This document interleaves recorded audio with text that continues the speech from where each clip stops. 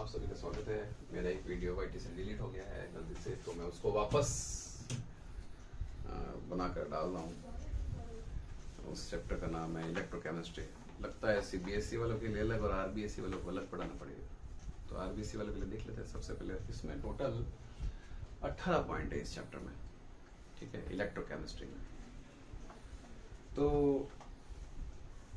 Chemical और electrical energy में जो रिलेशन है ना, केमिकल और इलेक्ट्रिकल, इन दोनों की जो एनर्जी है उसके बीच में रिलेशन के लिए हमें ये चैप्टर पढ़ाया जाता है। इसमें एक सेल होता है, गैल्वेनिक सेल है ना, इलेक्ट्रोकेमिकल सेल, उसके बारे में हमको बताया जाता है, ठीक है। तो ऐसा है कि इलेक्ट्रोकेमिकल सेल होता क्या है, इसके बारे में भी हम पढ़ लेते हैं। तो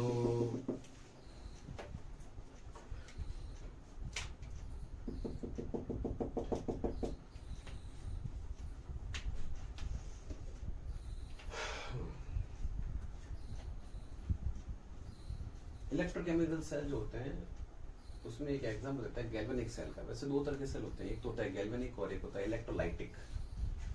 तो गैल्वेनिक सेल जो होता है ना, उसमें केमिकल एनर्जी को इलेक्ट्रिकल एनर्जी में कन्वर्ट करते हैं। केमिकल एनर्जी, ये केमिकल है, इसको इलेक्ट्रिकल एनर्जी में कन्वर्ट करते हैं। तो उसको क्या कहते हैं? Galvanic cell, voltaic cell, Daniell cell. समझ में आ गया आपको बात? देखिए मैं इसका एग्जाम्पल दे रहा हूं आपको। ये कैथोड है, यहाँ पे ये कैथोड है, ये एनोड है, ठीक है। ज्यादातर जनरली जिंक का एनोड बनेगा। किसका बनेगा? जिंक का। और कॉपर का कैथोड बनेगा। बोलना भी बड़ा आसान है ना, इसलिए क्योंकि कैथोड कॉपर का है, इसलिए इसमें जो भरा जा रहा है उसी का साल्ट होगा कॉपर सल्फेट। और जिंक का एनोड बनाया है तो उसके अंदर उसी का साल्ट भरेंगे, जिंक सल्फेट, ठीक है। अब करंट फ्लो होना चाहिए, तो ऐसे वायर जो लगा रखा है, तो फिर ये क्या है? ये है केसीएल, जेली से भरा हुआ। ऐसा है, मैंने एक पाइप लिया, ऐसे लिया पाइप, ऐसे प्लास्टिक का, कांच का, उसमें पानी डाला और उसमें केसीएल डाला, तो लिक्विड हो गया वो पूरा। फिर उसमें मैंने डाला अगर अगर शैवाल होती है, एक पाउडर बनता है अगर अगर, है ना, अगर अगर शैवाल होती है उसका पाउडर होता है, उसको डाल के इसको हिलाया। थोड़ी देर बाद ये जेली बन जाएगी। तो देखिए सब जगह आयन भी तो होंगे ना, पोटेशियम के और क्लोराइड के आयन हो जाएंगे। इसको पकड़ के ऐसे डाल दिए इसमें, ठीक है ना। अब जब करंट फ्लो हो रहा है और इलेक्ट्रॉन फ्लो हो रहे हैं, तो इलेक्ट्रॉन कैसे फ्लो होंगे? इलेक्ट्रॉन फ्लो होंगे ऐसे, ऐसे इलेक्ट्रॉन फ्लो हमेशा एनोड से कैथोड की तरफ इलेक्ट्रॉन फ्लो होंगे। एनोड से कैथोड लिख लें अपने से, एनोड से कैथोड क्या होंगे? Electron flow. तो कैथोड से एनोड क्या होगा? करंट फ्लो होगा। ये आपको ध्यान रखना है। दुनिया में कोई भी सेल लेना, अगर डैनियल सेल, वोल्टिक, गैल्वेनिक, तो ऐसा होगा। इसके अंदर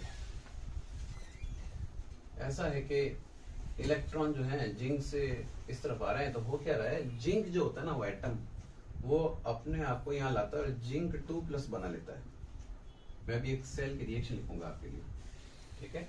इसका कंस्ट्रक्शन हो गया, वर्किंग का भी लिखूंगा मैं आपको, ठीक है ना। तो ये वर्किंग चल ही रही है। इसमें होता ये है जी कि एनोड और कैथोड जो है ना, उसके बारे में हम लिखते हैं। क्या लिखते हैं? जिंक जो होता है ना, वो इलेक्ट्रॉन डोनेट करके बनाता है जिंक 2+ और 2 इलेक्ट्रॉन। देखिए जिंक घुल रहा है इसमें, पूरी रॉड घुल जाती है एनोड की हमेशा, है ना।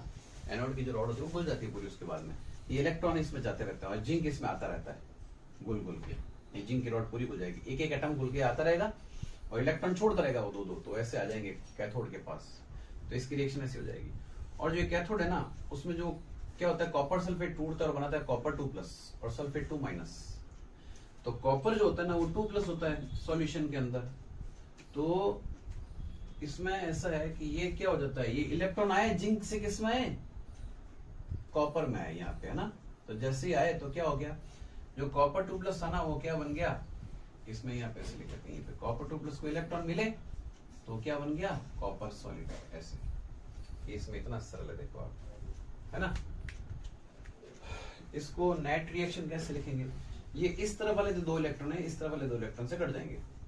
तो क्या हुआ, जिंक और कॉपर 2 प्लस, यहाँ लिख दिया आपने जिंक प्लस कॉपर 2 प्लस। इसमें क्या रहा है, जिंक 2 प्लस और कॉपर, बस इतना ही है नेट रिएक्शन में। तो इसकी अपन ने इसको एक रिएक्शन के रूप में लिख दिया है।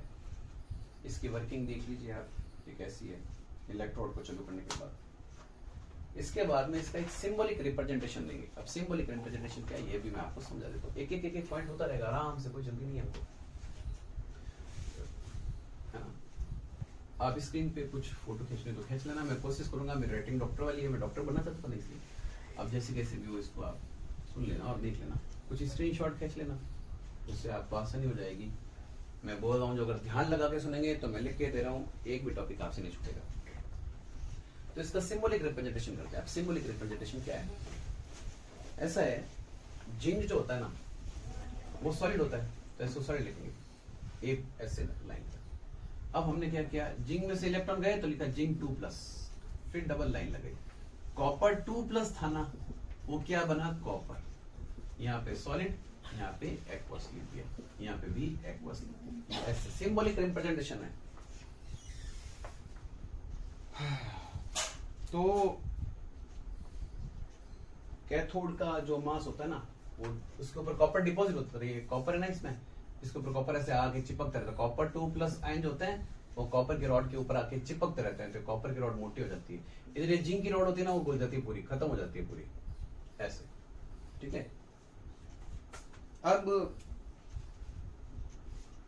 एक वर्ड आता है इलेक्ट्रोड पोटेंशियल। एक इलेक्ट्रोड के अंदर जो पोटेंशियल है, क्या है वो इलेक्ट्रोड पोटेंशियल, इसके बारे में बात करते हैं। मैंने एक इलेक्ट्रोड लिया और हमने बनाया कैसे उसको, एक मेटल की रॉड को उसी के साल्ट में डाला, तो या तो इलेक्ट्रॉन लूज करेगा या इलेक्ट्रॉन गेन करेगा, और इसकी वजह से क्या होगा कि ये करंट को फ्लो करवाएगा साथ में।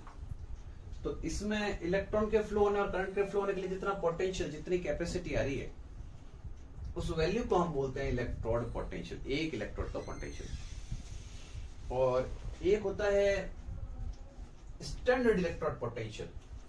मैंने सब चीजें है ना एकदम परफेक्ट लिया, 1 मोलर सॉल्यूशन लिया है ना, टेम्परेचर 25 डिग्री टेम्परेचर लिया है, एकदम 298 केल्विन।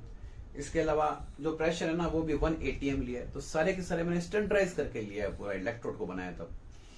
तो जब सारी चीजें स्टैंडर्डाइज हो तो उसको, उस इलेक्ट्रॉन को अपन क्या कहते हैं, स्टैंडर्ड इलेक्ट्रोड पोटेंशियल, ठीक है।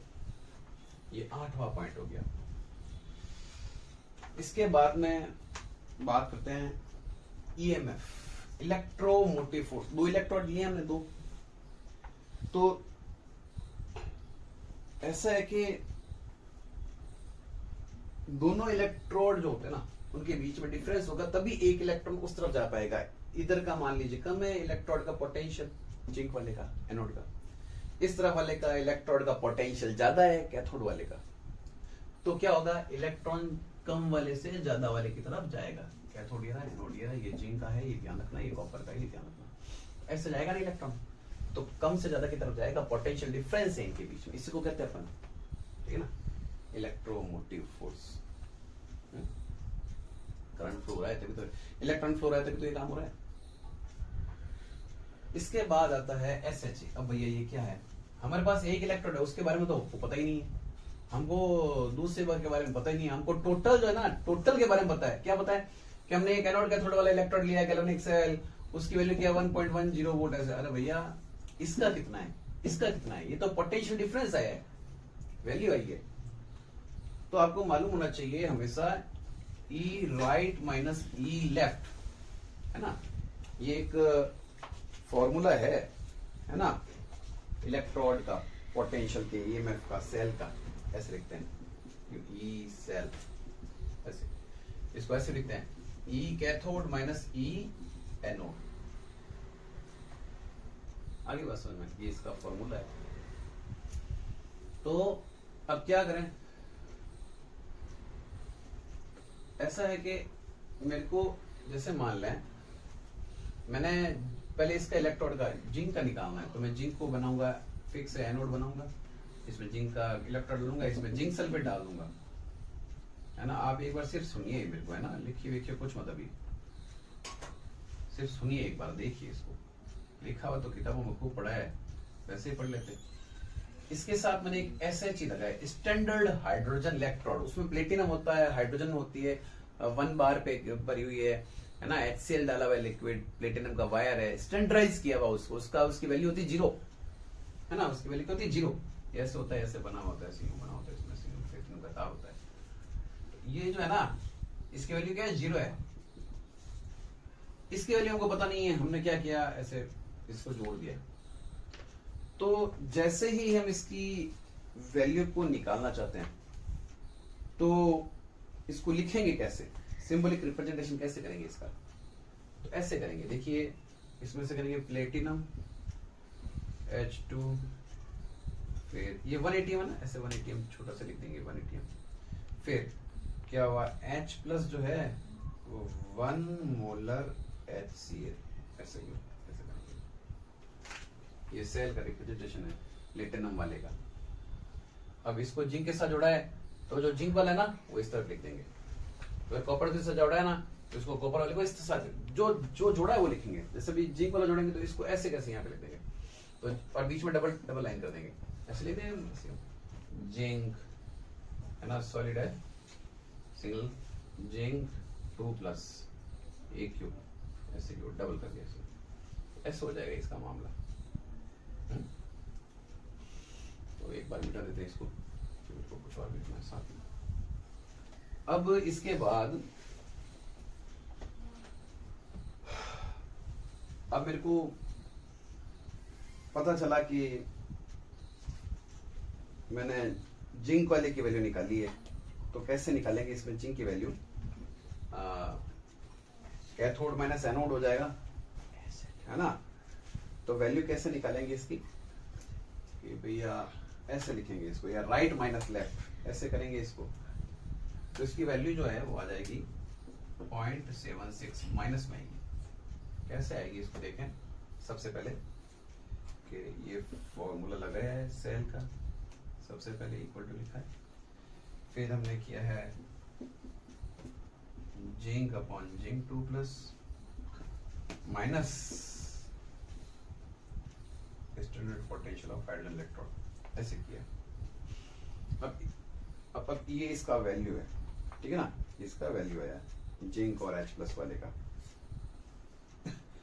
तो हमको जो वैल्यू पता चला है वो क्या चला है, ऐसे यहाँ पे ये वैल्यू आएगा इसका, वो वैल्यू क्या आएगा, ऐसा आएगा, इसकी वैल्यू -0.76 इक्वल टू, इसका पता नहीं, इसका पता है ना 0 है, तो ये पूरा साफ हो गया, तो इसको हटा दो, इसको एक बार देखो, ऐसे हटा देता हूँ, ये हटा दिया यहाँ से, तो अभी देखो तो क्या आंसर है इसका, इस इलेक्ट्रोड की वैल्यू क्या है, वो मीटर में बता रहा है, वैल्यू बता रहा है -0.76, है ना, -0.76 बता रहा है, ठीक है ना।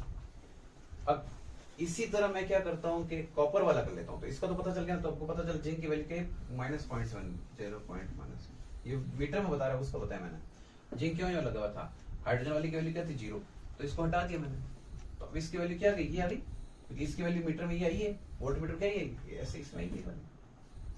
अब मैं इसका उल्टा करूं, मैं कॉपर वाला काम में ले लूं, तो ये कॉपर सल्फेट हो जाएगा, ये कॉपर हो जाएगा, ये है ही है, वापस ऐसे ही हो जाएगा सेम इसमें। तो इस बार क्या हो जाएगा, इस बार इसकी वैल्यू जो आ जाएगी वो आ जाएगी 0.34, ऐसे वही मैंने, अब वैल्यू तो वही रही ना, वैल्यू तो सेम रही, तो इस बार जिंक की वैल्यू क्या है पता है, ये तो क्या आ गया 0.34, ये आ गई इसकी वैल्यू आ गई। अब हम है ना दोनों को जोड़ देते हैं, जिंक और कॉपर को, तो जिंक और कॉपर को जोड़ेंगे तो लिखेंगे कैसे, आपको बता रखा है, ऐसे लिखेंगे, और लिखते क्या है राइट माइनस लेफ्ट, यानी कैथोड माइनस एनोड, तो कैथोड की वैल्यू क्या है 0.34 माइनस एनोड की वैल्यू क्या है -0.76 आ गई, 0.34 प्लस माइनस माइनस प्लस हो जाएगा ना, और 0.76 कितना हो गया 1.10, ये इसकी वैल्यू आ जाएगी, ठीक है। इसमें अगला पॉइंट क्या है कि मेजरमेंट ऑफ इलेक्ट्रोड पोटेंशियल जो हमने अभी किया है, इसके बाद में इलेक्ट्रोकेमिकल सीरीज। तो भैया इलेक्ट्रोकेमिकल सीरीज में सबसे ऊपर होता है, सबसे नीचे होता है लिथियम, ये एक तो ध्यान रखना, ठीक है। अब ऐसा है, जो metal lowest standard reduction potential रखेगा एसआरपी, एसआरपी जिसका कम होगा, एसआरपी है ना, स्टैंडर्ड रिडक्शन पोटेंशियल, उसका मामला ही होगा, वो मोर इलेक्ट्रोपॉजिटिव होगा। वो क्या होगा, जिसका एसआरपी कम है उसका जो इलेक्ट्रोपॉजिटिवनेस है, इलेक्ट्रोपॉजिटिविटी जो है वो क्या होगी, ज्यादा होगी। एक दूसरे का क्या हो जाएगा, विपरीत। अब जैसे बात करेंगे अपन metal which have low SRP, तो उसकी रिएक्टिविटी क्या होगी, जिसकी लो एसआरपी है उसकी रिएक्टिविटी भी क्या होगी, ज्यादा होगी। तो देखिए स्टैंडर्ड जो मामले बात कर रहे हैं अपन, उसमें हम बता सकते हैं कि जो स्टैंडर्ड रिडक्शन पोटेंशियल है ना एसआरपी, उसमें जो ज्यादा इलेक्ट्रोपॉजिटिव है उसका एसआरपी क्या है, कम है, और जिसका लो एसआरपी है वो रिएक्टिव भी ज्यादा होगा। मेटल विच है लो एसआरपी, जो मेटल लो एसआरपी रखता है वो क्या कर सकता है, रिप्लेस अदर मेटल। वो क्या करेगा, जैसे मैंने मान लीजिए कोई एक्स मेटल लिया, उसकी जो एसआरपी की वैल्यू है वो कह सकते हैं मेटल विच कम है, तो वो क्या करेगा, तेजी से दूसरे मेटल को हटा देगा। मान लीजिए एक्स कोई मेटल है, वाई जेड कोई साल्ट है, वाई को हटा के खुद आ जाएगा। आपने सीखा है ना, इसमें तो बड़ी सरल बात है, 10th में सीखा हुआ है आपने इसको, है ना। तो जैसे मान ले कॉपर है और सिल्वर है, तो सिल्वर क्लोराइड जो होता है ना, उसमें से कॉपर की रॉड डिप करने पे सिल्वर हट जाएगा, कॉपर उससे क्लोराइड से जुड़ जाएगा। ऐसा इसका एग्जांपल है।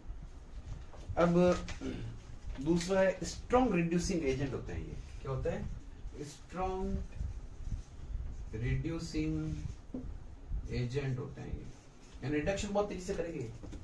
अब इसमें सबसे हाईएस्ट रिड्यूसिंग एजेंट कौन सा हो गया, देखिए फ्लोरीन हो गया ये। तो फ्लोरीन जो है ना, वो एक बार आयन बन गया ना, उसके बाद नहीं है, उससे पहले तो है, यानी रिड्यूसिंग। देखिए ऐसा है, फ्लोरीन क्या करता है, किसी और का तो ऑक्सीडेशन कर देता है ना। जिससे मैं आपको बताता हूँ, फ्लोरीन किसी से जुड़ा, मान लें फ्लोरीन किससे जुड़ा है, मान लो हाइड्रोजन से, तो उसने इलेक्ट्रॉन ले लिया, तो इसका तो कर दिया ऑक्सीडेशन, ठीक है ना। खुद का क्या हो गया, रिडक्शन। ये माइनस बनेगा, ये प्लस बनेगा। ये 10th के अंदर एक टॉपिक है, उसके अंदर मैंने इसको बताया है, ठीक है ना। अब सबसे ज्यादा स्ट्रॉन्ग ऑक्सीडाइजिंग एजेंट तो हो गया ये ऑक्सीडाइज करेगा।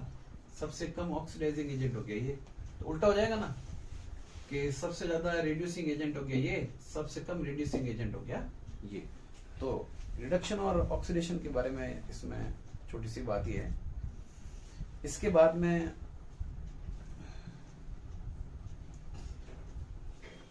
जिन एलिमेंट का हायर वैल्यू ऑफ एसआरपी होता है, एसआरपी जिनका ज्यादा होता है, स्टैंडर्ड रिडक्शन पोटेंशियल जिनका ज्यादा होता है, यानी कि वो मोर पॉजिटिव होते हैं। वो क्या होते हैं, मोर पॉजिटिव होते हैं। तो हम उनका कैथोड बनाएंगे। क्या बनाएंगे, हम उनका कैथोड बनाएंगे, ये ध्यान रखिएगा। इसका उल्टा हो जाएगा, एसआरपी जिनका कम होता है वो मोर नेगेटिव होते हैं, और उनका एनोड बनाया जाएगा, जैसे जिंक वगैरह, और इनका कॉपर वगैरह इसका एग्जांपल है।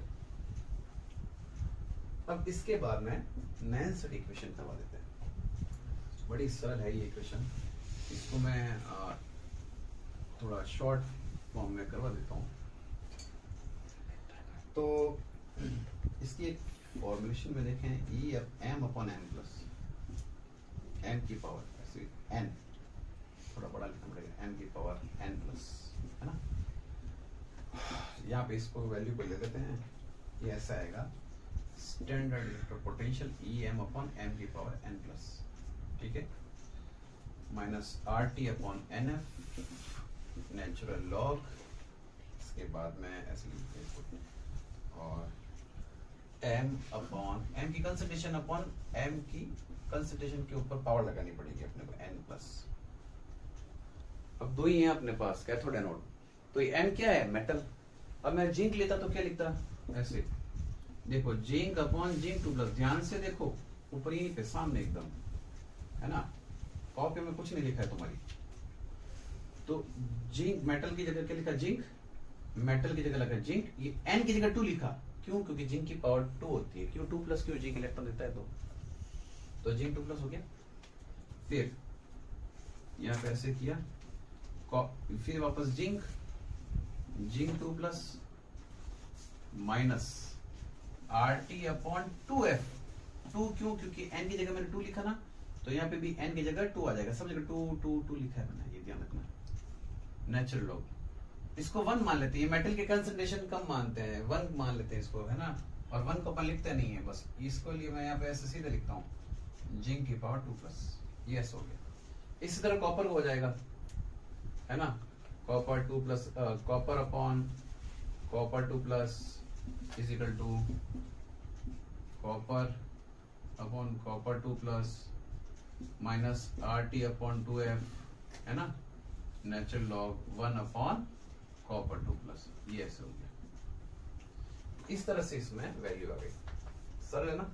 इसी को लेके मैंने इन दोनों को लिखा है, आप ध्यान दीजिए, मेटल की जगह जिंक और मेटल की जगह जिंक, n की जगह 2, बाकी तो यहाँ पे लिखा है, जहां जहां m लिखा है वहां जिंक लिख दिया, और जहां n लिखा है वहां 2 लिख दिया। यहाँ पे 2 लिखा तो 2 प्लस, यहाँ पे 2 लिखा तो 2 प्लस, यहाँ पे 2 लिख दिया, यहाँ पे 2 लिखा तो 2 प्लस। मेटल m की जगह सब जगह क्या लिखा है जिंक लिखा है, जिंक 1 2 3 4 5 जगह जिंक लिखा है, और 1 2 3 जगह 2 लिखा है, तो 2 प्लस हो गया, एक यहाँ पे 4, ठीक है। अब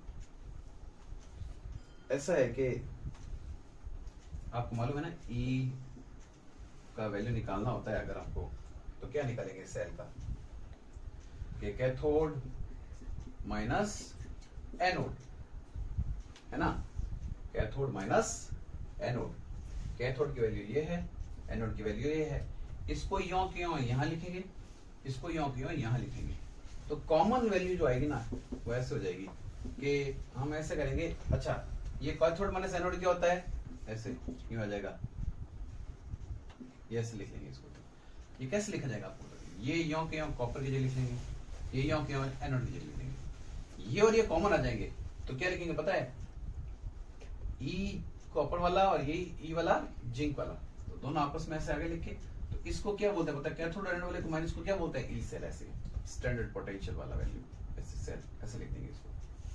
मैं आपको इसको एक बार लिखो दो, यहाँ पे एक बार देखो, ऐसे लिखो दो, जैसे ये पूरे लिखे ऐसे लिख देते हैं, ऐसे जिंक अपॉन जिंक 2 प्लस ऐसा आ गया, और फिर RT अपॉन 2F, है ना, natural log 1 upon zinc 2 plus, ये आ गया, माइनस लगेगा यहाँ पे ऐसे, और ये वापस हो जाएगा ये स्टैंडर्ड वाला कॉपर अपॉन कॉपर 2 प्लस, ये आ गया, माइनस RT अपॉन 2F आ गया, और नेचुरल लॉग आ गया, और 1 अपॉन कॉपर 2 प्लस आ गया, ठीक है ना। तो ये और ये चीज क्या आ जाएगी कॉमन, तो इस तरफ लिख लेंगे, इसको यहाँ ऐसे लिख लेंगे तो माइनस में आ जाएगा, तो ये इस तरफ आएगा ना, तो कॉपर माइनस जिंक हो जाएगा, तो क्या हो जाएगा, इसको ऐसे लिखेंगे, आपको पता है ना ऐसे लिखते हैं अपन। सेल की वैल्यू क्या होती है, स्टैंडर्ड सेल की वैल्यू क्या होती है, कैथोड माइनस एनोड, कैथोड की वैल्यू क्या है, ये copper upon copper 2 plus minus zinc upon zinc 2 plus, यही तो लिखा है। ये इस तरफ आएगा तो क्या हो जाएगा, ये कॉपर वाला और ये जिंक वाला, ये ऐसे लिखा जाएगा। इसको हम कैसे लिख सकते हैं, ऐसे, तो इसको हमने कहाँ लिखा, ऐसे, ठीक है। फिर RT अपॉन 2F है, ये भी इसमें कॉमन आ जाएगा, ठीक है, RT अपॉन 2F भी क्या आ जाएगा, कॉमन आ जाएगा, RT अपॉन 2F वाला वैल्यू, ठीक है, माइनस लगा देंगे। और फिर इसमें नेचुरल लॉग वाली बात हो, अब क्या करेंगे कि ये आपस में इंटरचेंज होगी, ऊपर नीचे हो जाएंगे, तो इसमें जिंक जो होगा ना ऊपर आ जाएगा नेचुरल लॉग के चक्कर में, यहाँ पे ये ऐसे zinc 2 plus upon copper 2 plus, इसको कॉमन लिया तो ये बना, RT अपॉन 2F को कॉमन लिखा तो ये हुआ, नेचुरल लॉग को कॉमन लिखा, ये जिंक है ना ऊपर आ गया और कॉपर नीचे रह गया, तो इसको ऐसे लिखा, बस कायदे से तो 90% ये रिएक्शन जो है पूरी हो गई है।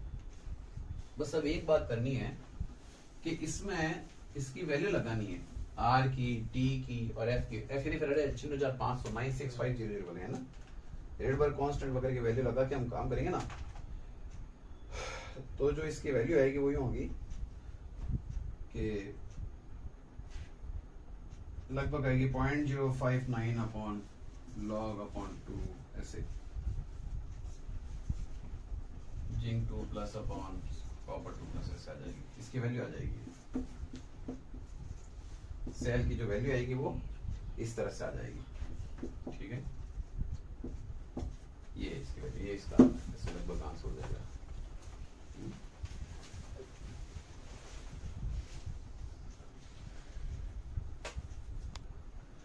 अब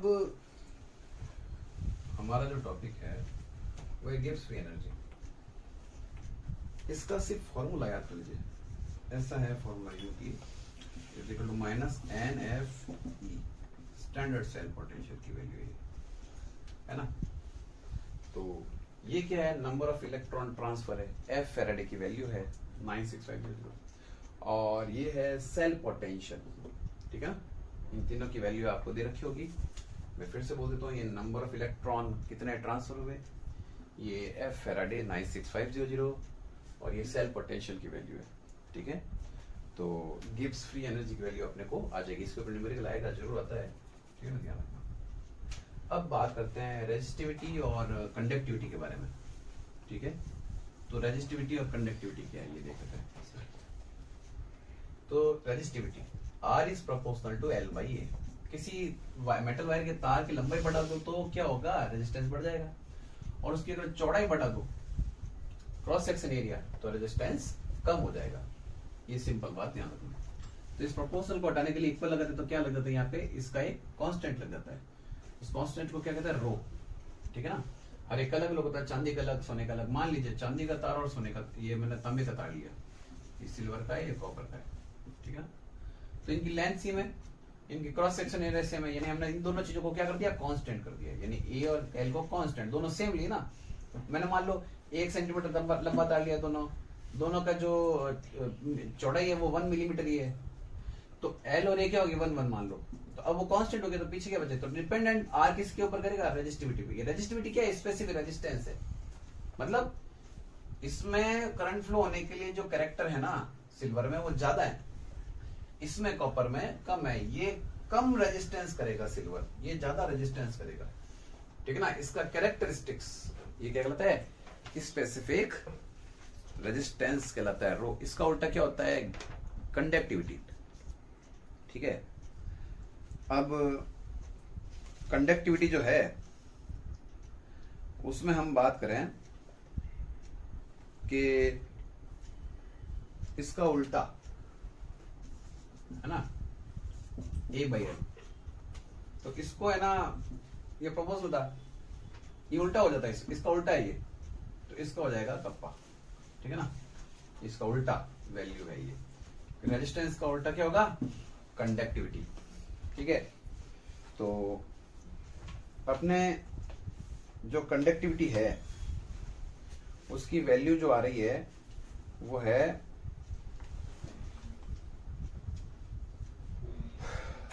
कप्पा ए बाई एल। तो कंडक्टेंस के बारे में बात कर रहे हैं हम, कंडक्टिविटी के बारे में बात कर रहे हैं हम, तो इसकी जो वैल्यू आती है कंडक्टिविटी की वो आती है m-1।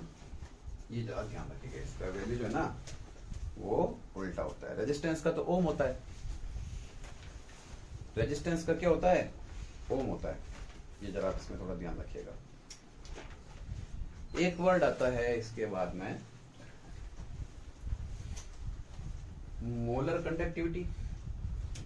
ये ऊपर छोटा सा ऐसा ओ लग रहा था, देखो, लिमिटिंग मोलर कंडक्टिविटी। हर एक अक्षर का साइन का मतलब है, सभी में ध्यान रखें आप, ठीक है ना।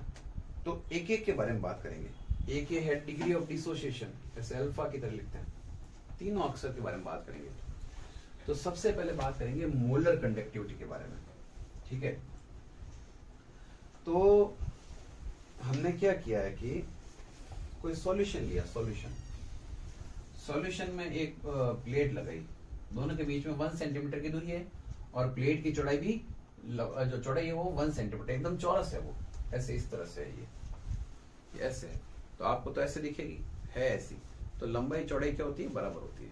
अब ये 1 सेंटीमीटर दूर है और इनकी चौड़ाई भी 1 सेंटीमीटर, तो हमने सब बराबर इक्वल में लिया है। तो इस समय जो सॉल्यूशन, साल्ट का सॉल्यूशन होता है, उसकी जो कंडक्टिविटी आएगी, वैल्यू आएगी कंडक्टिविटी की, उसको हम क्या बोलेंगे, मोलर कंडक्टिविटी। ठीक है, इसकी वैल्यू जो है वो हम कैसे निकालेंगे, उसकी वैल्यू निकालेंगे, मोलर कंडक्टिविटी को ऐसे भी लिखते हैं अपन, ठीक है ना। इसके वैल्यू निकालेंगे L/A, ऐसे, ये मोलर कंडक्टिविटी की वैल्यू हो जाएगी, ठीक है ना। तो एक L/A हो जाएगा इसका वैल्यू, इसमें कोई दो राय है नहीं, इसमें तो बड़ा सरल है, तो कंडक्टिविटी जैसा ही है, क्योंकि हमने सारे लिमिट में ले लिए हैं, मोलरिटी को सिस्टमेटिक लिया है। 1, अच्छा, जो साल्ट का सॉल्यूशन है वो भी 1 मोलर है, ये भी ध्यान रखना है। कोई भी साल्ट या चाहे KCl का, चाहे, है ना, तो उसको हम क्या करेंगे, मोलर कंडक्टिविटी के फॉर्म में लेंगे। अच्छा, इसके बाद में हम बात करते हैं limiting molar conductivity. When the concentration tend to 0, है ना, यानी कि डाइल्यूशन बहुत ज्यादा कर दिया हमने, पानी डालते गए, एक लिमिट आती है, उसके बाद में कंडक्टिविटी नहीं बढ़ेगी। आप पानी डालते हो तो क्या होता है, वो डाइल्यूट होता है सॉल्यूशन, उसमें साल्ट धीरे धीरे टूटता रहता है। अब जितना था उतना टूट गया, अब तो आप खाली पहले पानी डालो, आए तो जितने बनने थे बन गए, तो एक लिमिट हो जाती है, उसके बाद में ज्यादा डाइल्यूशन करने पे कंडक्टिविटी नहीं बढ़ती, मोलर कंडक्टिविटी नहीं बढ़ती, तो उसको हम क्या कहते हैं, लिमिटिंग मोलर कंडक्टिविटी। ठीक है, इसकी वैल्यू को निकालने के लिए हमारे पास एक फॉर्मूला है, ठीक है ना, उसको हम ऐसे लिखते हैं, molar conductivity equal to limiting molar conductivity minus A, ये कांस्टेंट है भाई, है ना, C⁻½ है ना। ये क्या है, कंसंट्रेशन ऑफ इलेक्ट्रोलाइट है, क्या ये कंसंट्रेशन ऑफ इलेक्ट्रोलाइट है, ये जरा ध्यान रखना, ठीक है। एक होता है डिग्री ऑफ डिसोसिएशन, टूटना कितना हुआ, है ना, जैसे स्ट्रॉन्ग इलेक्ट्रोलाइट है तो एकदम फट से टूटेगा, तो इसका डिग्री ऑफ डिसोसिएशन क्या होगा, 1, ठीक है। और जो वीक है ना, उनकी रेंज 0 से 1 के बीच में होगी, ये जरा आप ध्यान रखिएगा। तो ये तीनों चीजें हैं इसमें आ गई आपके।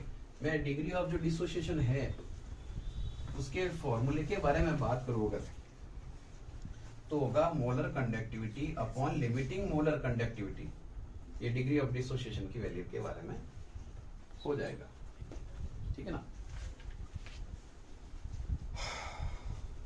इसके बाद में बात करते हैं कॉलराउश लॉ। ये लॉ कहता क्या है, ये कहता ये है कि मान लीजिए मैंने नमक लिया है, उसकी जो लिमिटिंग मोलर कंडक्टिविटी है ना आयन की, जैसे सोडियम आयन की लिमिटिंग मोलर कंडक्टिविटी है ना, प्लस क्लोराइड आयन की लिमिटिंग मोलर कंडक्टिविटी, उन दोनों की जो टोटल होगी ना, वो किसके बराबर होगी, total limiting molar conductivity of NaCl। यूं जैसे नमक टूटा तो इसकी कंडक्टिविटी क्या होगी, molar conductivity, limiting molar conductivity या मोलर कंडक्टिविटी किसके बराबर होगी, उनकी आयन की मोलर कंडक्टिविटी का सम ऑफ, यानी योग, जोड़ के बराबर होगी, ये ध्यान रखना, ठीक है ना। ये कॉलराउश लॉ आपको बताता है। जैसे मान ली एक एग्जांपल देते हैं अपन, एक क्वेश्चन है, उसके बारे में बताता हूं आपको, एक छोटा सा न्यूमेरिकल कर देता हूं। देखें, ऐसा है, lambda limiting molar conductivity of NaCl, HCl and CH3CONA, इन तीनों की दे रखी है, तो CH3COH की बतानी है, तो बड़ी सरल है, एक लाइन का जवाब है। अपने को लिमिटिंग मोलर कंडक्टिविटी किसकी दे रखी है, CH3COH की तो निकालनी है, ये निकाल देंगे अपने। दे किसकी रखी है, अपने को दे रखी है CH3CONA की, फिर CH3CONA, और किस दे रखी है HCl की, तो HCl की, ठीक है ना, और किस दे रहे NaCl की, ये NaCl की, तो इस तरह से। अब ये ऐसा क्यों किया सर आपने, इसको माइनस में लिखा, इन दोनों को प्लस में लिखा, भैया ऐसा है, ये NaCl है ना, Cl इसमें है और Na इसमें है ना, तो Na और Cl निकल गया, तो पीछे क्या बचा, CH3COOH, इसलिए मैंने इन दोनों को साथ में जोड़ा और इसको अलग लिखा है, इसको इसलिए घटाया इसमें, समझे। तो जो आएगा ना रेस्ट ऑफ, वो किसका वैल्यू आएगा, CH3COH का आएगा, इसलिए मैंने CH3CON और HCl को किसमें से को जोड़ के किसको घटाया, NaCl को। तो इनकी वैल्यू दे रखी है, इसकी वैल्यू तो दी है 91 लगभग, और इसकी वैल्यू दी है 425.9 और इसकी दी है 126.4, तो लगभग आएगी 390.5 आ जाएगी इसकी वैल्यू होगी। इसका होगा स्वेटवर्ग सेंटीमीटर स्क्वायर अपॉन मोल, इसका डिनोटेशन का तरीका है SC centimetre square upon mole, इसका एग्जांपल है ना। एग्जांपल तो खूब सारे देते रह सकते हैं, आपको फॉर्मूले बता रखे हैं, अब आप इसको यूटिलाइज जरूर करें, है ना। छोटे छोटे फॉर्मूले, इसमें बड़े कोई क्वेश्चन तो खास। एक है फेराडे लॉ, चलिए अब ये भी हो जाएगा।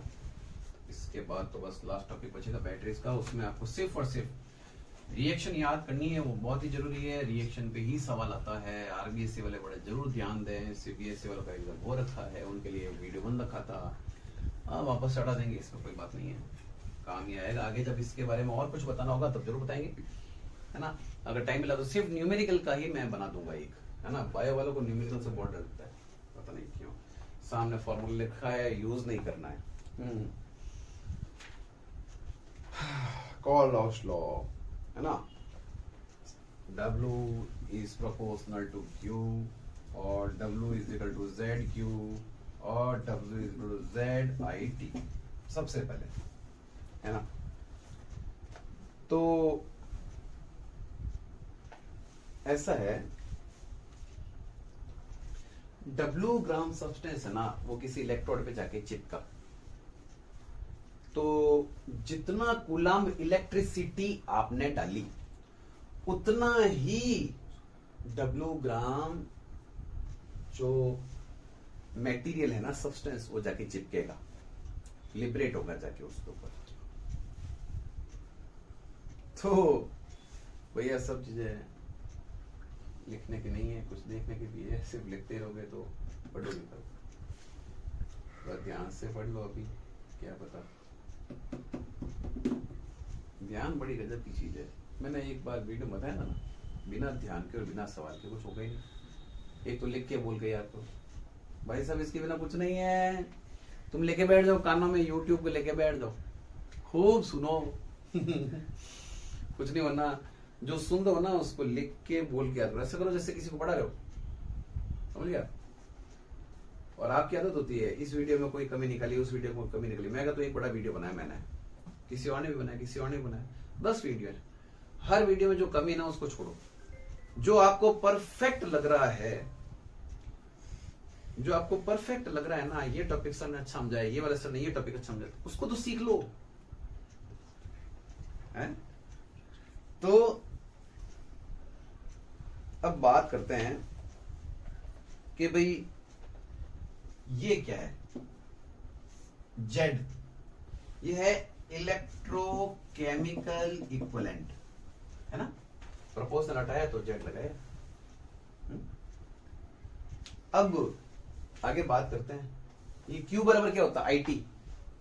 क्यू बराबर क्या होता है, आईटी, करंट और टाइम, ये करंट की वैल्यू और टाइम की वैल्यू, ये ईसीई है ना, इसकी वैल्यू है इलेक्ट्रोकेमिकल इक्विवेलेंट की। सेकेंड लॉ क्या है, ये तो फर्स्ट लॉ की वैल्यू हो गई, सेकेंड लॉ क्या है, मैं ना दो ऐसे लिया इलेक्ट्रोड लिया, उसमें एक सेल से लेके डाल रहा हूं, उसमें करंट डाल रहा हूं, मान लो उसमें डाल रहा हूं, तो सेम टाइम लग रहा है करंट का, सेम मात्रा लग रही है करंट की, सब कुछ सेम है, फिर भी इसमें डिपोजिशन ज्यादा हो रहा है, इसमें डिपोजिशन कम ही हो रहा है, ऐसा क्यों, उसको फैराडे का सेकंड लॉ समझाता है ना। तो ये किस पे डिपेंड करेगा, जिसका केमिकल इक्विवेलेंट वेट ज्यादा होगा ना, जिसका केमिकल इक्विवेलेंट वेट ज्यादा होगा, केमिकल इक्विवेलेंट वेट ज्यादा होगा ना, उसका डिपोजिशन ज्यादा होगा इलेक्ट्रोड पे, ये ध्यान रखना। तो बात करें कि एक तो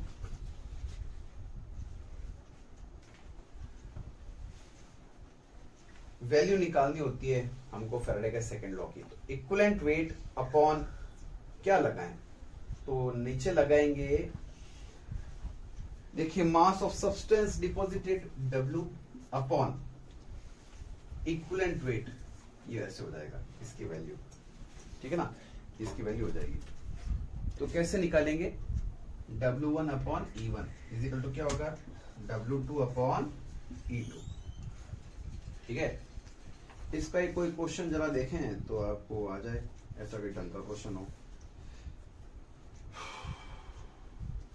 अब सरल सवाल है तो बड़े सवाल, एक फिर भी एक आपको करवा ही देता हूँ कोई क्वेश्चन, फिर बैटरी वाले पे आ जाते हैं। चलिए देखते हैं इसका एक निमित्त तो देख लेते हैं। सवाल ये है, व्हेन 2 एम्पियर ऑफ करंट, यानी आई दे रखा है 2 एम्पियर, सबसे पहले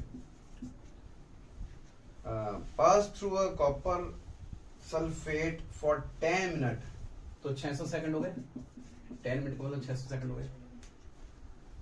calculate the copper deposited at cathode, तो कॉपर का अपने को मास दे रखा होगा, लगभग 63.75 होता है, ठीक है ना, इतना तो लगभग देना ही पड़ता है उसको, हालांकि एकदम एग्जैक्ट तो नहीं देते हूँ, फिर भी है ना।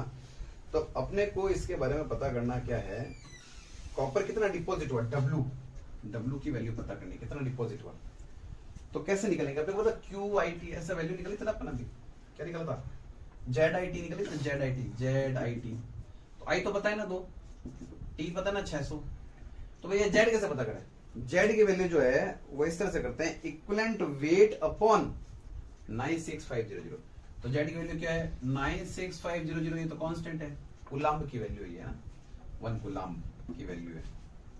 और इसके बाद में इक्विवेलेंट वेट यानी इक्विवेलेंट मास जो होता है ना, उसकी वैल्यू, उसकी अपने को दी हुई है, कितनी दी हुई, देखो ये रही 63.25, ये आ जाएगा W का वैल्यू, ऐसे आ जाएगा, ये देखो Z की वैल्यू, I की वैल्यू, T की वैल्यू, T 600 सेकंड है, I 2 एम्पियर है, Z की वैल्यू क्या आ गई, जो आपको वेट दिया ना कॉपर का, उसके बारे में आ जाएगी, ठीक है।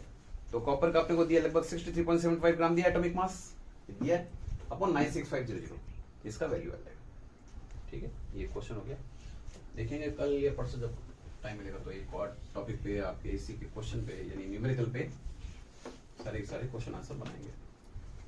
अब बैटरीज वाला मामला है भाई, ऐसा है बैटरीज जो है ना 2 है, प्राइमरी सेकेंडरी। जो ये ड्राई सेल मरकरी सेल है ना, ये वापस रिचार्ज नहीं होती, ये घड़ियों का सेल होता है ना, ये अपने एक हाथ घड़ी में पहनते हैं, वो वापस रिचार्ज नहीं होते, तो इसको तो अपन कहते हैं प्राइमरी। और सेकेंडरी कौन सी होती है, वापस चार्ज हो जाएगी। आ जाइए भैया, आ जाइए, बहुत समय पे आए हैं। तो एक है लेड स्टोरेज बैटरी, जिसमें वो लेड ऑक्साइड जो बन जाता है, एक्चुअली लेड ऑक्साइड की तो प्लेट होती है, और एक लेड सल्फेट है ना, उसका इसमें यूज होता है, ठीक है ना। तो एक तो लेड की प्लेट डाल देते हैं, फिर लेड ऑक्साइड, फिर लेड की, फिर लेड ऑक्साइड, ऐसे करके प्लेटें डाल देते हैं और उसमें H2SO4 भर देते हैं, तो इसमें एक रिएक्शन हो जाती है फिर, ठीक है ना। तो सबसे पहले हम क्या करते हैं कि बात करते हैं अपने प्राइमरी वाली, इसमें एनोडिक और कैथोडिक रिएक्शन जो है उसके बारे में बात कर लेते हैं। सबसे पहले एनोड वाला तो बड़ा आसान है, आपको मालूम है जिंक जो है वो बनता है जिंक 2+ और 2 इलेक्ट्रॉन। अब कैथोड की बात करते हैं, ये बात करते हैं वो जिंक वाली जो बैटरी होता है ना, उसके बारे में बात करते हैं। तो उसमें क्या होता है, मैग्नीज डाइऑक्साइड होता है MnO2, वो अमोनियम क्लोराइड वाले जो अमोनिया है उससे रिएक्ट करता है और ये इलेक्ट्रॉन यूज करता है, ये वाला जो इलेक्ट्रॉन है ना वो यूज करता है, और क्या बनाता है MnO और इसके साथ OH प्लस NH3 प्लस ऐसे बनाता है NH3, ये इस तरह से बन जाता है ये, ठीक है। ये देखिए इसमें ये एक H है ना प्लस वाला, इसमें 4 है ना, इसमें से एक H प्लस है, वो इसको इलेक्ट्रॉन लेके नॉर्मल H हो जाता है। वो H इस O है ना 2, इसको ऐसे लिख देता हूँ, देखो MnO2 को कैसे लिख सकते हैं, MnO2 को 2 ऐसे लिख दो, एक H इसके पास अगर उसको H लिख दो, इसको ऐसे ब्रैकेट में लिख दो, इसमें क्या बच गया NH3 बच गया, ऐसे लिख दो। ये इलेक्ट्रॉन कहाँ काम है, इसको H प्लस को क्या बनाने में कहा, नॉर्मल बनाना, न्यूट्रलाइज करने में काम आ गया। ये NH4 प्लस था ना, मैं ऐसे बना देता हूँ ऐसे, तो ये एक, अब इसको इलेक्ट्रॉन मिल गया तो न्यूट्रलाइज हो गया H, फिर ये एक H जो था वो इसको मिल गया, वो ये देखिए, और पीछे क्या बच गया NH3, इस तरह से इसमें काम आ जाएगा। ये इसकी रिएक्शन होगी, ये से रिएक्शन इसकी, ठीक है। ये हो जाएगा लैक्लांसी सेल, है ना, जो घड़ियों का सेल होता है वो बड़ी वाली। फिर है मरकरी सेल वाला, है ना, जिंक वाली बात करते हैं, एनोड कैथोड, एनोड और कैथोड।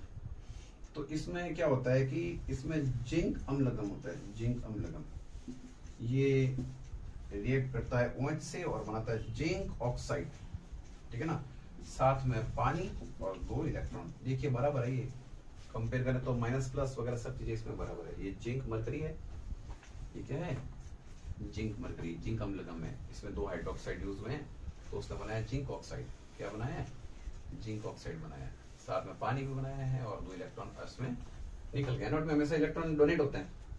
ये जो इलेक्ट्रॉन डोनेट हुए हैं वो कहाँ काम आते हैं, ये मरकरी ऑक्साइड जो होता है वो पानी के साथ और 2 इलेक्ट्रॉन इसको यूज कर लेता है, तो क्या बनता है, मरकरी का लिक्विड बन जाता है। क्या बन जाता है, मरकरी का लिक्विड। इसके साथ क्या बन जाता है, 2OH माइनस। तो देखिए वापस 2OH माइनस यहाँ पे काम आ जाते हैं, ऐसे ही इस तरह से ये प्रॉपर तरीके से आप इसको काट के वापस पूरा लिख सकते हो। नेट रिएक्शन पता है, इसमें भी इसमें कहीं लिख सकते हो, ये 2 इलेक्ट्रॉन है, 2 इलेक्ट्रॉन है, ये 2OH है, ये 2OH है, तो 1 2 3 ये इस तरफ लिख दो, है ना, और 1 2 3 ये इस तरफ लिख दो, ऐसे हो जाएगा। अब है लेड स्टोरेज बैटरी, उसके बारे में बात करते हैं, ऊपर लिख देते हैं। तो इसमें क्या होता है कि लेड और लेड ऑक्साइड होता है। इसमें एनोड जो होता है वो लेड होता है और कैथोड जो होता है वो लेड ऑक्साइड होता है। एनोड होता है लेड और ये होता है lead oxide, PbO2, PbO2 lead oxide, cathode के लिए वैल्यू। तो एनोड में क्या होगी, लेड सल्फेट के साथ मिल जाएगा। लेड जो होगा ना वो सल्फेट SO4 के साथ मिलेगा, तो क्या करेगा, लेड सल्फेट और 2 इलेक्ट्रॉन दे देगा। तो ये 2 इलेक्ट्रॉन फिर देखो एनोड ने दिए, ये 2 इलेक्ट्रॉन काम मिलेगा कौन, कैथोड। कैसे काम मिलेगा जरा देखें अपन, है ना। तो लेड ऑक्साइड और SO4 लेड ऑक्साइड और इसमें, तो इसमें SO4 हो जाएगा। यहाँ पे इसमें हाइड्रोजन और इलेक्ट्रॉन है ना वो जुड़े जाएंगे, 4H प्लस और 2E, 4H plus plus 2E, ये वाले इलेक्ट्रॉन इसमें काम आ जाते हैं। तो ये क्या बन जाता है, देखिए सामने इसमें लेड सल्फेट और पानी, तो ये लेड सल्फेट बन जाएगा जो थोड़ा सॉलिड होगा, और साथ में पानी। ये से आप फिर से भी कर सकते हो, 2 इलेक्ट्रॉन से 2 इलेक्ट्रॉन गए, है ना, ऐसे काट सकते हो आप इसको ऐसे। तो पीछे जो रेस्ट ऑफ बच जाएगा वो आप लिख सकते हो इसको, ये 1 2 3 4 5, इस तरफ से 1 2 3 ऐसे। ये तीर के इस तरफ वाली इस तरफ हो जाएगी, तीर के इस तरफ वाली इस तरफ हो जाएगी, नेट रिएक्शन ऐसे हो जाएगी। इस तरह से लिखते हैं नेट रिएक्शन। हाँ भैया खास तो एक और एक है फ्यूल सेल का लिख सकते हो ज्यादा। फ्यूल सेल तो बड़ा आसान है ना, रॉकेट वगैरह में काम आने वाले सेल के बारे में है। इसमें ऑक्सीजन और जो हाइड्रोजन उसका यूज कर रहे हैं। इसमें एनोड और कैथोड वाली रिएक्शन है। एनोड में जो हाइड्रोजन है वो 4OH माइनस से रिएक्ट करके बना रहा है 4H2 और साथ में 4 इलेक्ट्रॉन। इसी तरह ये जो कैथोड है उसमें से ऑक्सीजन आ रहा है, वो 2 पानी से रिएक्ट कर रहा है 4 इलेक्ट्रॉन के साथ और वो बना रहा है 4OH माइनस। ये आपस में इंटरचेंज होते रहेंगे, बाद में पानी बन जाएगा इसकी। अब इसमें एक जो बात है वो ऐसा है कि इसमें कैटलिस्ट होते हैं प्लेटिनम और पैलेडियम, ये आप थोड़ा ध्यान रखना। और ये जो ऐसे सेल होता है इस तरह से होता है ना, ये प्लेटें होती हैं, प्लेटें, ये प्लेटें हैं यहाँ पे ना, पोरस है ना। तो इसके बीच में ये एक्वस सॉल्यूशन है ना, ये सॉल्यूशन डाल देते हैं साल्ट का, ठीक है, थोड़ा सा, ताकि ये कैटलिस्ट के हिसाब से भी काम आ रहे हैं। यहाँ पे पास में प्लेटिनम और वो भी लगा रखे हैं, छोटे मोटे कैटलिस्ट लगा रखे हैं इलेक्ट्रोड के हिसाब से। और एक तरफ से एनोड है, एक तरफ से कैथोड है। एनोड में हाइड्रोजन H2 गैस आ रही है, कैथोड में ऑक्सीजन जो है वो आ रही है ना। यहाँ के पानी बन रहा है। यस, ऑन एवरेज रिएक्शन क्या हो जाएगी, 4 इलेक्ट्रॉन से 4 इलेक्ट्रॉन कटेंगे, ये 4 OH से 4 OH कटेंगे, तो पीछे क्या बचेगा, देखो तीर के इस तरफ ये 4H2 इधर और ये 2H2 और O2 और 2H2 ये इस तरफ आ जाएंगे। बस इतनी सरल रिएक्शन है। लास्ट है इसका टॉपिक जो है कोरिजन है, और कोरिजन मैंने इसमें लिखा नहीं है बैठ लिखने के बाद। कोरिजन भी इसका एक टॉपिक है 19वां। अब बड़ा सरल है, ये छोटे छोटे बच्चों को आता है, 9th वाले बच्चों को आता है। आयरन जो होता है ना वो कोरेड हो जाता है और आयरन ऑक्साइड बन लेता है, जैसे Fe2O3 है ना। तो जब Fe2O3 बना लेता है तो वो कॉरिड हो गया है। और इसको रोकने के लिए हम क्या कर सकते हैं, इसको रोकने के लिए हम इसके ऊपर किसी न किसी की कोटिंग कर देते हैं, आयरन ऑक्साइड की, जैसे रेड ऑक्साइड थे तो उसकी कोटिंग कर देते हैं, या हम कोटिंग कर सकते हैं किसी ऑयल पेंट वगैरह की, है ना, तो उससे वो कॉरिड नहीं होगा। ये टॉपिक सारे हो गए हैं, आप इसको जल्दी से देखिए और याद कीजिए। धन्यवाद।